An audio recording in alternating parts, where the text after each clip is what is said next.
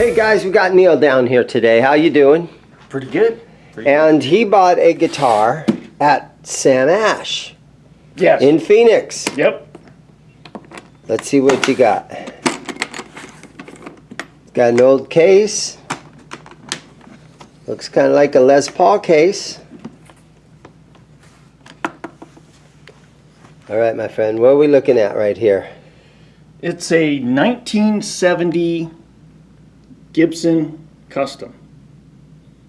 And Les Paul Custom. Les Paul Custom. Yeah. Sam Ash had it marked, or they had it labeled as an 87. They had it labeled as a 1987. And I talked to the guy. I said, "Well, you got the volute there." You got the volute. And I'm like, "That wasn't an 87." Right. And then we looked up the serial number, and it could be anywhere between a 70 and a 74. And the guys at Sam Ash, you looked at this pancake body, and they were like, "Oh, it's a 1987 with a pancake body." Yeah, somebody did. But so, anyways, I said you got a smoking deal on I got a smoking deal. So whoever had it, they did a Mick Ronson. Mick Ronson. Yeah, and they just stripped. They stripped Bowie's band. Yep, they stripped all the paint off, and as you can see, but it's a lefty. It's a lefty. Yeah. So it was all black, probably, huh? It was all black at one time. You can see where the serial number, where it says "Made in USA." Yes. See how it's black? Yep. Inside there. Yep. And that's looks like it's a 613271. That could be a 5 or it could be an 8. It's just really.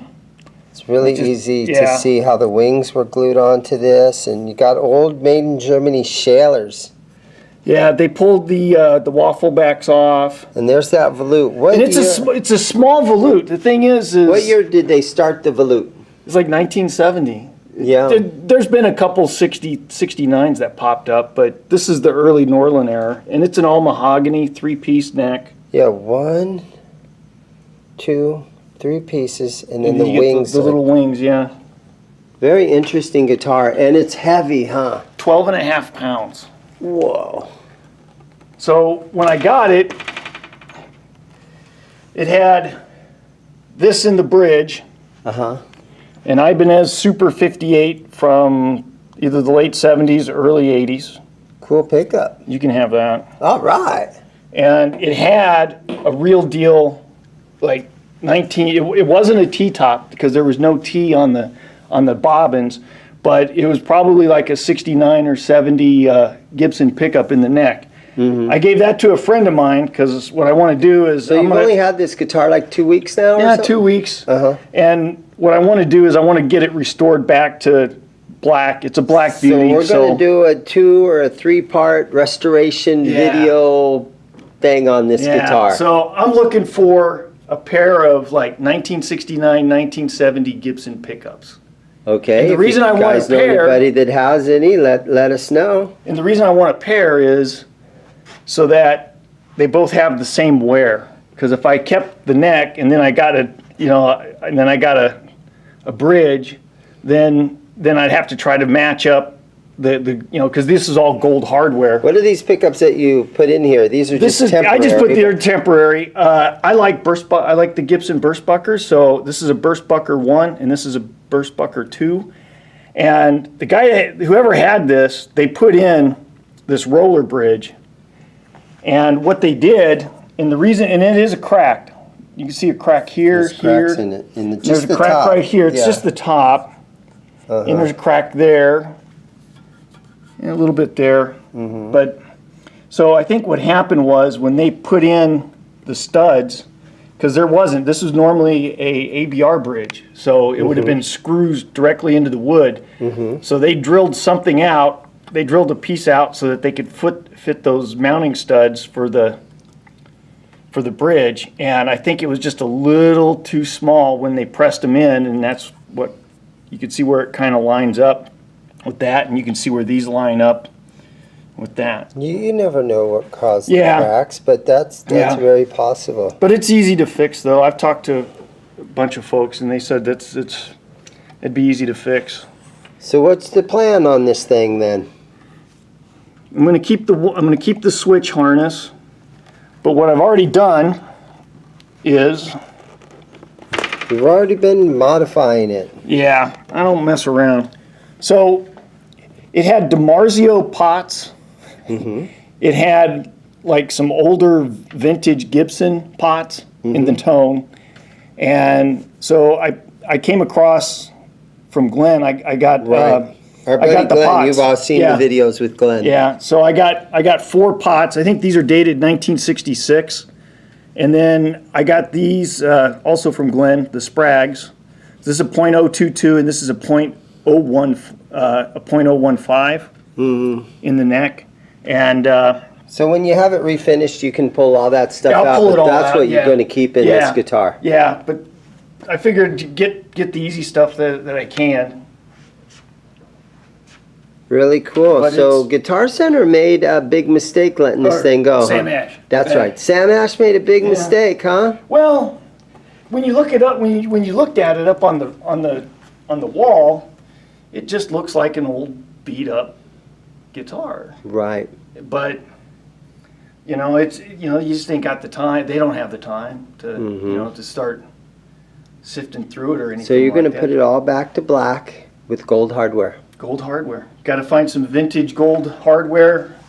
The vintage tuners go for about 500. A pair of the pickups will probably be about 800, and then you're looking about between 200 and 250 for the bridge, and the same thing for the tail. Is this an original case from the 1970s? Yeah.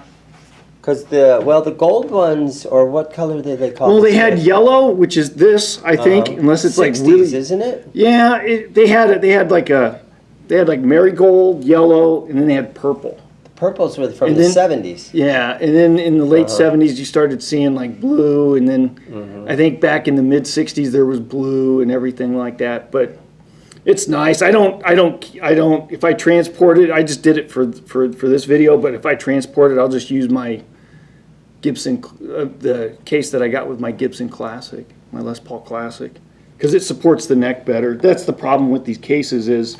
How's the frets on this thing? Not to cut you off No, mid-sentence, I'm sorry. no. What they did was they had it refretted at one time because this should have been the fretless. It's already been refretted. It's already been refretted. Got big frets on it. Medium jumbos or something. Yep. Well, this is a really cool project, Neal. Yeah, I'll keep you guys up to date. Yeah, well, let us know how the painting goes, and have you found a guy that's going to do Not the painting? yet.